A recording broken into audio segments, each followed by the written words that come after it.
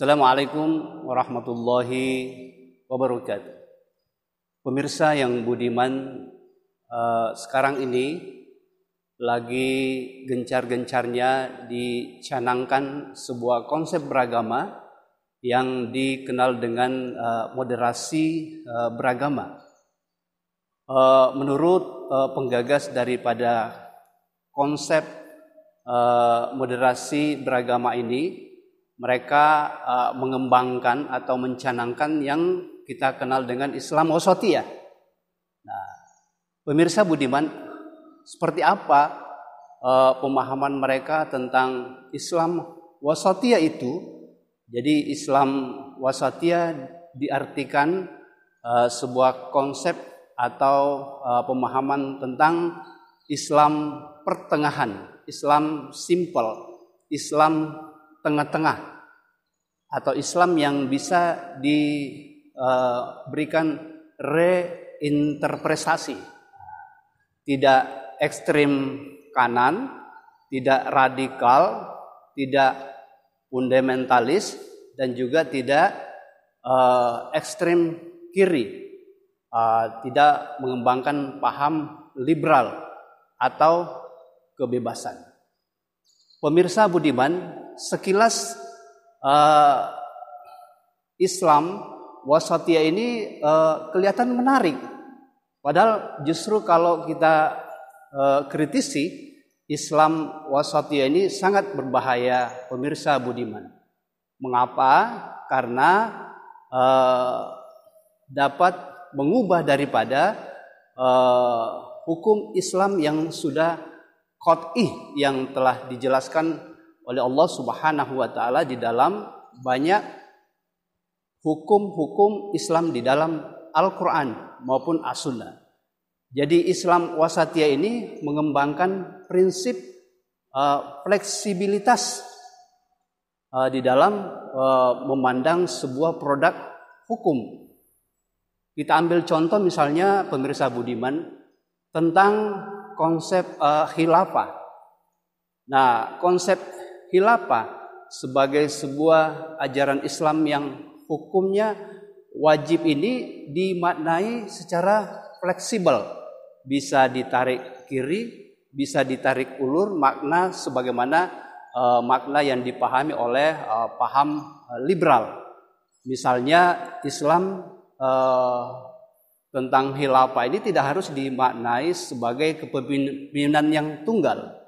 Ya, tetapi boleh sistem pemerintahan itu boleh sistem kerajaan, boleh sistem monarki, boleh sistem republik. Nah, inilah yang dimaksud dengan Islam yang fleksibel, bisa ditarik ulur sesuai dengan kepentingan paradigma pandangan Islam liberal. Bahkan pemirsa budiman, kalau sebuah konsep atau hukum itu dianggap membahayakan atau mengancam eksistensi daripada paham jaringan Islam liberal ini, maka mereka tidak tanggung-tanggung untuk kemudian menghilangkan. Ya, contoh yang kita bisa ambil tentang hukum menegakkan khilafah, sebuah kepemimpinan tunggal dari kaum muslimin untuk seluruh dunia. Kita bisa melihat mereka betapa sudahlah mendefinisikan khilafah itu fleksibel saja, tidak harus satu untuk seluruh kaum muslimin, boleh juga sistem pemerintahan republik misalnya, yang penting substansinya, tidak harus formalitasnya. Padahal khilafah ini adalah sebuah ajaran Islam oleh para ulama muktabar seperti Imam Hanafi, Imam Malik, Imam Syafi'i, dan Imam Ibnu Hambal. Seluruh para ulama ini muktabar ini sepakat bahwa khilafah itu adalah sebuah ajaran Islam, ya. Bahkan khilafah ini adalah wajib untuk kemudian diterapkan ketika, pemirsa yang budiman, ketika di tengah-tengah kaum muslimin itu tidak ada atau tidak wujud daripada sistem pemerintahan Islam, yakni khilafah ini. Bahkan menurut para ulama, khilafah ini dikatakan sebagai tajul furuj, ya. Dia sebagai mahkotanya kewajiban, yang dimana ketika kewajiban yang terbesar ini ada, maka seluruh hukum-hukum Islam yang qat'i tentang bagaimana penanganan sistem ekonomi, sistem pendidikan, sistem peradilan, dan termasuk sistem pemerintahan itu bisa ditegakkan di tengah-tengah kita. Yang tanpa khilafah ini, maka kemudian hampir seluruh hukum-hukum yang saya sebutkan tadi itu terabaikan. Nah, inilah mengapa kemudian oleh para ulama terdahulu mengatakan bahwa khilafah ini adalah wajib, bahkan dikatakan sebagai induk dari segala daripada kejahatan. Mengapa dikatakan demikian? Dikatakan induk dari segala kejahatan karena tampaknya maka kemudian kejahatan itu bermunculan karena tidak ada yang menerapkan hukum-hukum Allah Subhanahu wa taala. Begitu juga kalau kita lihat tentang konsep jihad. Pemirsa budiman, jihad ini menurut pandangan liberal dari penggagas Islam Islam liberal ini, maka kemudian jihad itu boleh diartikan secara fleksibel. Jihad itu tidak harus qital atau fisik sebagaimana pemahaman hukum Islam sebenarnya. Akan tetapi jihad itu bisa diartikan sungguh-sungguh. Jika kita mengajar sungguh-sungguh, jika kita bekerja secara sungguh-sungguh, maka disitulah makna daripada jihad. Jadi secara fleksibel menurut dipahami oleh kaum liberal dalam gagasan atau opini moderasi beragama ini. Padahal jihad itu adalah aktivitas fisik.